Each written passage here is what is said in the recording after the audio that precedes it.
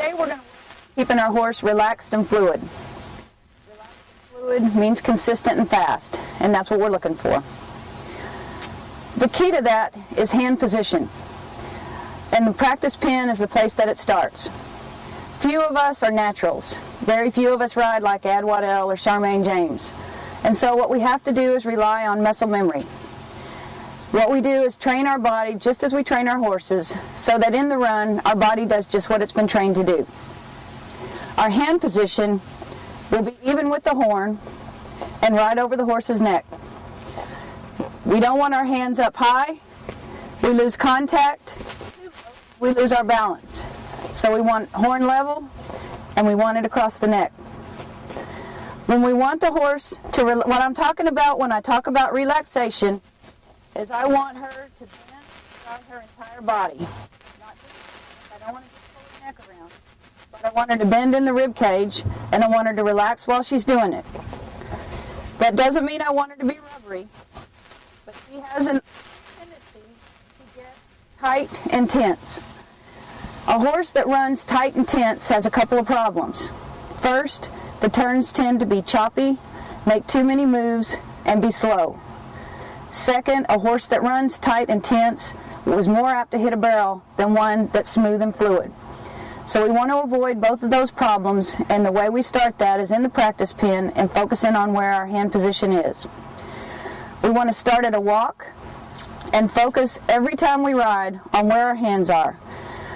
When we start at a walk, we want to make sure we've got that nose, and we want to make sure she's bending in the rib cage all the way around, and we want to go both directions.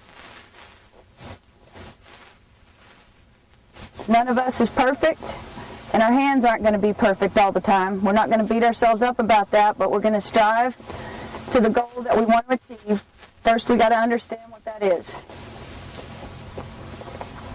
I will never put her on a barrel before she's not in the physical and mental state that I think she needs to be in, and that includes at a rodeo. In fact, we probably won't put her on a barrel today because I'm not feeling her as relaxed as I'd like her to be. Once I think she's at a walk the way I want her to be, then I'll let her trot.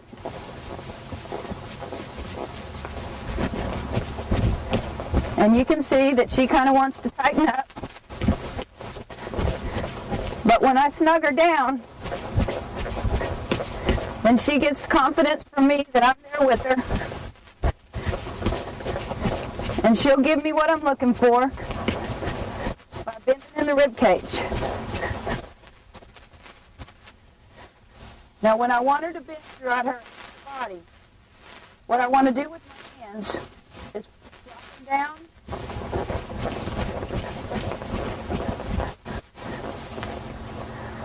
keep them horn level, drop them down, and I want to pull her from here. That bends her whole body, not just her head. I want to pull her down low, and I want to pull her back. This is not going to cause her to bend in the rib cage. That is not going to cause her to bend in the rib cage. But if I pull her back low and easy and smooth, no jerky motion, then she's going to be relaxed and where I want her to be.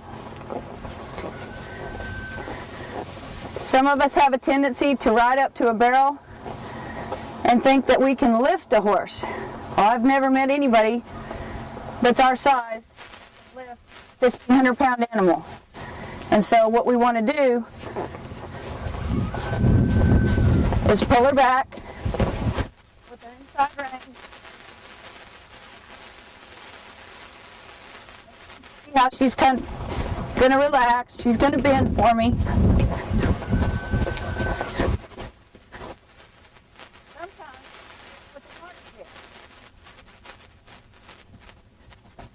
And you can do it with a martingale, or you can do it without. Anything you can do with a martingale, you can do with your hands.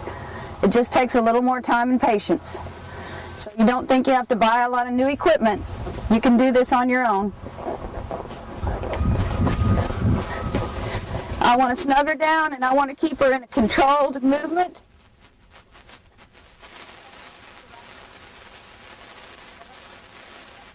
Consistent pressure. I want her to know I'm there with her. and I want her to drop down and relax. And I'll do these circles as long as it takes to get her to relax.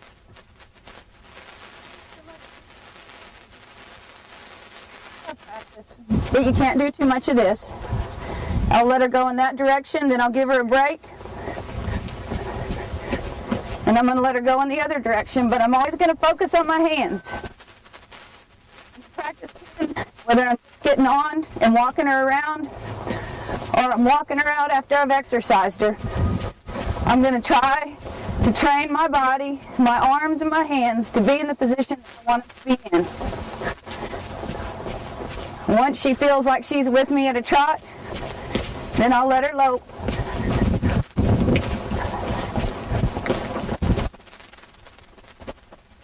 And I want her again to be nice and relaxed.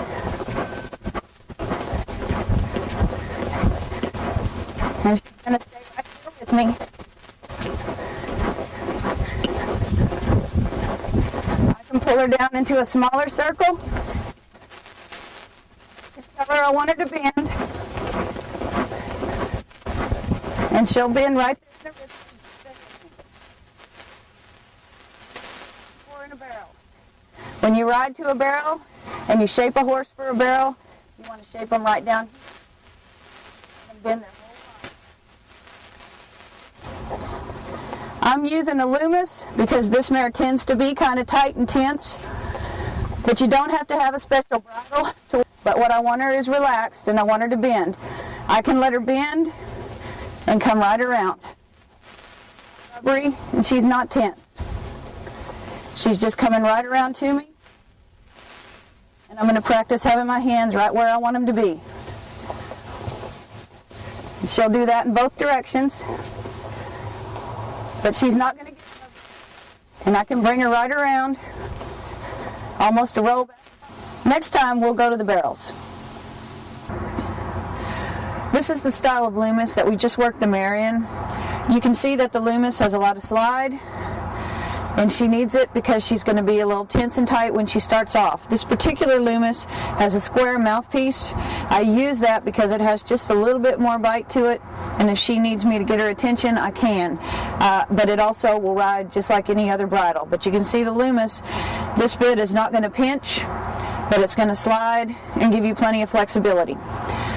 This is another kind of Loomis, and the difference is it just has a round mouthpiece. It's going to give you a little bit less bite, but it's going to give you the same slide. So if you've got one with a sensitive mouth, you might want to go with the smooth mouthpiece.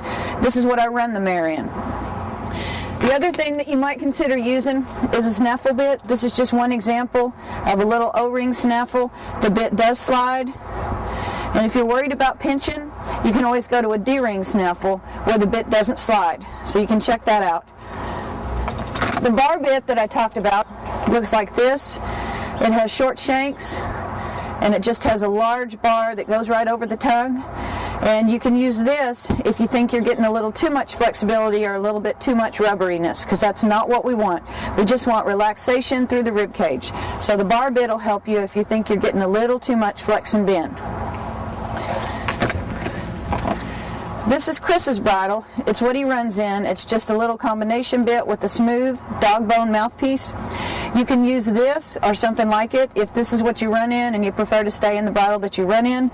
But I would not recommend that you use this with a martingale because of the mouthpiece. You're liable to get pressure where you don't want pressure applied. So these bits are bits that work quite well with what we're trying to do, but if you don't have these bits, just keep on working with your hands and in the practice pen, and you'll get it right. If you want to learn more about these bridles and you think you do need something new, just click on Horse Accessories in our online store.